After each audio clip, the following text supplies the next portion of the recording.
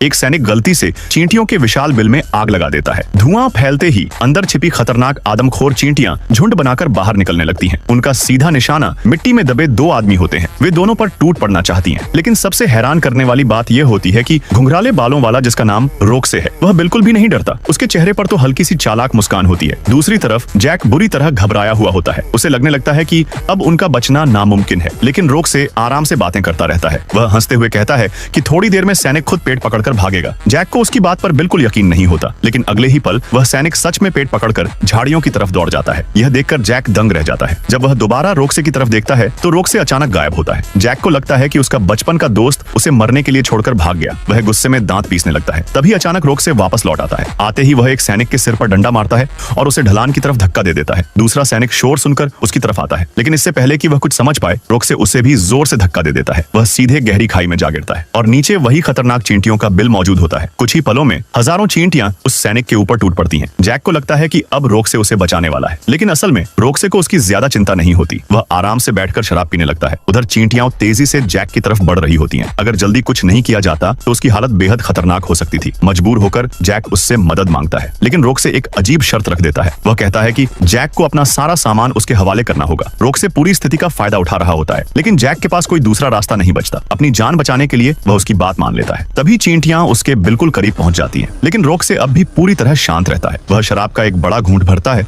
और उसे जलती मशाल पर फेंक देता है। जैसे ही शराब आग से टकराती है, भयंकर लपटें चारों तरफ फैल जाती हैं। कुछ ही सेकंड में पूरा इलाका आग की दीवार बन जाता है। अब चींटियों की पूरी सेना उसी आग में फंस जाती है। रोक्से बार बार शराब फेंककर आग को और भड़काता रहता है। थोड़ी ही देर में सारी खतरनाक चींटियां जलकर खत्म हो जाती हैं। अब जैक को लगता है कि आखिरकार वे दोनों सुरक्षित हैं।